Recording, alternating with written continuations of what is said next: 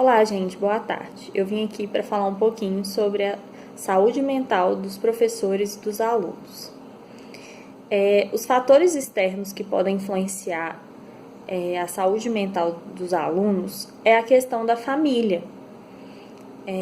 Por exemplo, se eles têm relações tóxicas em casa, isso pode atrapalhar seu rendimento escolar.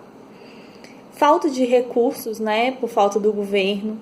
Então, vamos supor que esse aluno, ele não está recebendo material suficiente, ele não está tendo acesso à tecnologia, não está tendo acesso aos livros. Então, ele vai ter um rendimento escolar abaixo da média. E até para os professores também isso é muito ruim. O baixo salário dos professores, né, que muitas vezes pode levar a greves, que aí acaba atrapalhando tanto o rendimento do professor em sala de aula quanto o rendimento do aluno. A pressão psicológica que é feita para o aluno se dar bem. A pressão psicológica que é feita no próprio professor, né? Muitas vezes o professor leva serviço para casa. É importante que no ambiente escolar haja relações de cooperação entre professor e aluno. Então, o professor, ele ajuda o aluno a ser um ser pensante, um ser ativo na sociedade, um protagonista. Então, ele tem que entender de arte, de política, de economia e principalmente sobre valores, né? Porque um dia esse aluno vai se tornar um profissional e ele precisa ser um profissional com ética. O que é importante assim, o professor desenvolver? Habilidades socioemocionais, o que são isso? São habilidades ligadas ao social e ligadas às emoções. Então, esse professor, se ele é retraído, se ele tem depressão, ele precisa cuidar dele através do autoconhecimento, através da terapia, para depois ele cuidar dos alunos. Porque como que ele vai ensinar bem, sendo que a mente dele não está boa? Então, é interessante o professor ele ter algumas técnicas para ele poder trabalhar com o aluno. Uma das técnicas é a escuta ativa. O que é isso? É você entender o outro se colocando no lugar dele. Então, ouvir ativamente. Então, demonstrar interesse, ter empatia, que empatia é a capacidade de se colocar no lugar do outro, ter foco quando estiver escutando esse aluno, fazer perguntas, utilizar da linguagem corporal, porque a gente não fala só através das palavras, a gente fala através do nosso corpo também.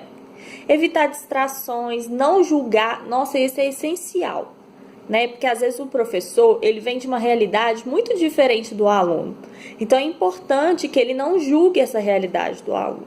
Outra técnica que é muito interessante é a comunicação não violenta. O que é? O pesquisador Marshall, que inventou essa técnica, que é estabelecer, né, uma relação de parceria e cooperação, através da empatia também. Então, assim, você pode se posicionar, mas respeitando sempre a opinião do outro, de uma forma não violenta. Não violenta nesse sentido, de tipo assim, você pode se colocar, mas sempre se colocando no lugar desse outro. E ela pode ser adotada em diversos ambientes, né? Como a escola, o ambiente de trabalho, em casa com o seu cônjuge, né? E o professor ele tem que buscar ter uma relação horizontal com o aluno. Isso não significa perder sua autoridade. Ele pode manter sua autoridade dentro de sala de aula, mas sempre buscando trazer o interesse do aluno, tratando com respeito esse aluno, né? Porque, assim, na verdade, o professor está em uma situação de poder diante do aluno. Então, ele não pode utilizar desse poder de forma autoritária. Então, é importante também o professor ele realizar tarefas interdisciplinares, ou seja, mesclando uma disciplina com a outra. Então, vamos colocar lá português junto com inglês. O que é possível fazer através dessa transformação? Né? Rodas de conversa, visitas técnicas, trabalho que use da criatividade do aluno, trabalho em grupo, instrumentos audiovisuais como filmes, música, né? Então, assim, que haja uma colaboração entre os professores. Os professores muitas vezes ficam sobrecarregados, né? Porque além dos baixos salários, eles têm muito serviço e muitas vezes eles levam esse serviço para casa. Então isso gera uma situação de estresse. Muitos professores trabalham em mais de um lugar. Então é importante que nesse ambiente escolar, entre os funcionários da escola e os professores, haja uma relação de cooperação e de empatia. Então, hoje em dia, a realidade é que muitas escolas não possuem psicólogo. Teve até uma lei, né, que aprovou o psicólogo nas escolas.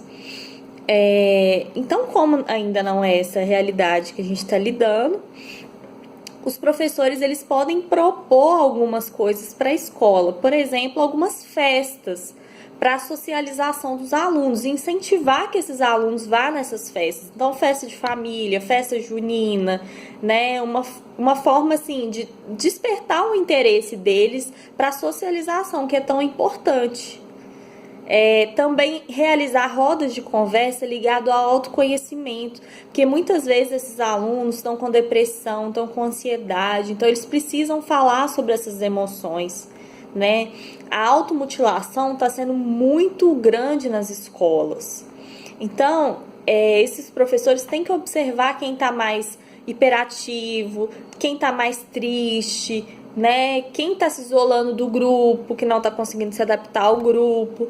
Então, eles precisam entender esse contexto desses alunos para além da questão acadêmica. E, se possível, fazer um encaminhamento para um psicólogo. Tem algumas universidades que oferecem atendimento gratuito. Então, é importante esse encaminhamento. Uma pesquisa inicial realizada mostrou que 35 milhões de adolescentes entre 10 a 19 anos possuem algum transtorno mental.